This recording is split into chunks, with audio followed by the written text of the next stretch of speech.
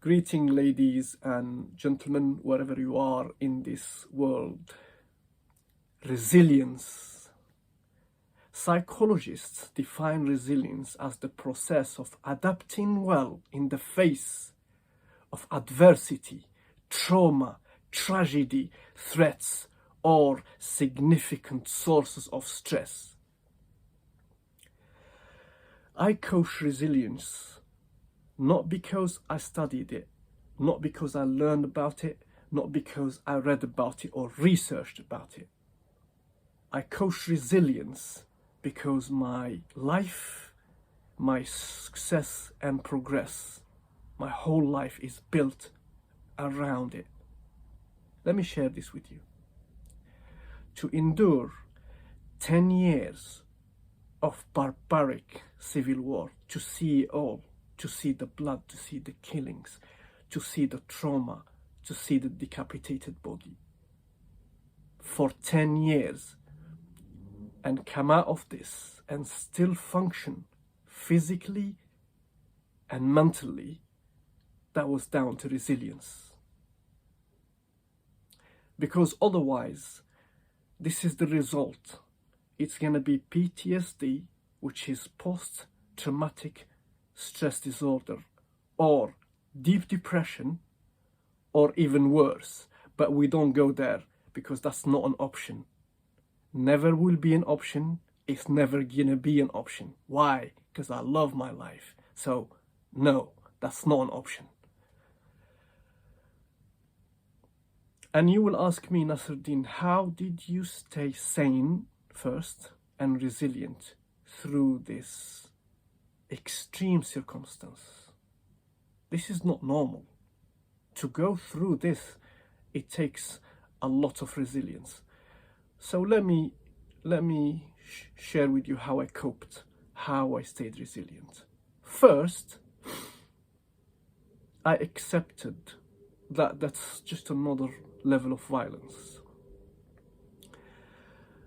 Second,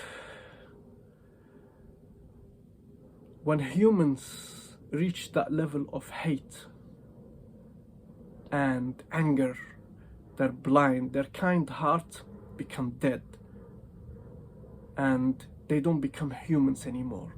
So you have to acknowledge that this happens, that humans can be transformed to that level of anger and hate where they're blind, they don't see, so they can do anything. For me, they're not humans anymore. Third, I have to survive. I learned to survive no matter what by being alert, by being vigilant, by having information, by knowing what's in the streets, by knowing what's in the news, by knowing what kind of people are perpetrating, by learning tactics, counter tactics, and also by leaving the rest to God. Because you need God in these circumstances.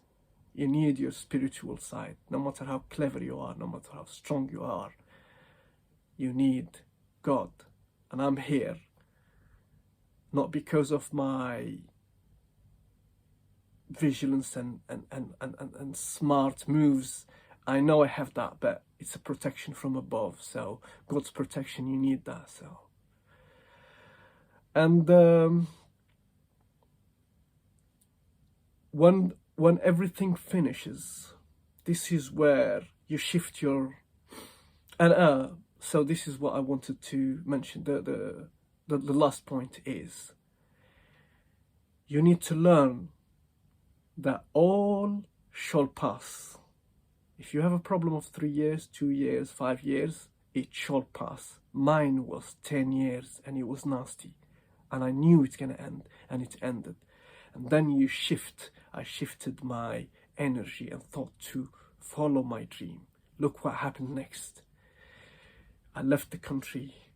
Even I was refused visas so many times. I left the country, moved to London, pursued my postgraduate studies and become a master's student, graduate in international relations, worked in professional service at a higher level, wrote my book, and joined the coaching program by the legendary Les Brown, and being coached by him personally, and becoming a speaker, following my dream. I'm living my dream because I stayed resilient. Speaking now in virtual events, global virtual, all around the world. This is the result of staying resilient. Resilience not only is good for your mental health, but for following your dream. There are so many examples I can give you of resilient people. Michael Jordan, I can say. Oprah, I can say. Nelson Mandela.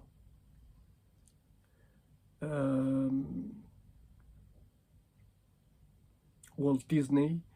But if you go to any scripture, I don't know what religion you follow or faith, but all the religions or faiths, they have stories of the prophets, and you can just read about Joseph.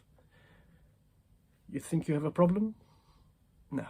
Compared to what Prophet Joseph, messenger, you have seen nothing.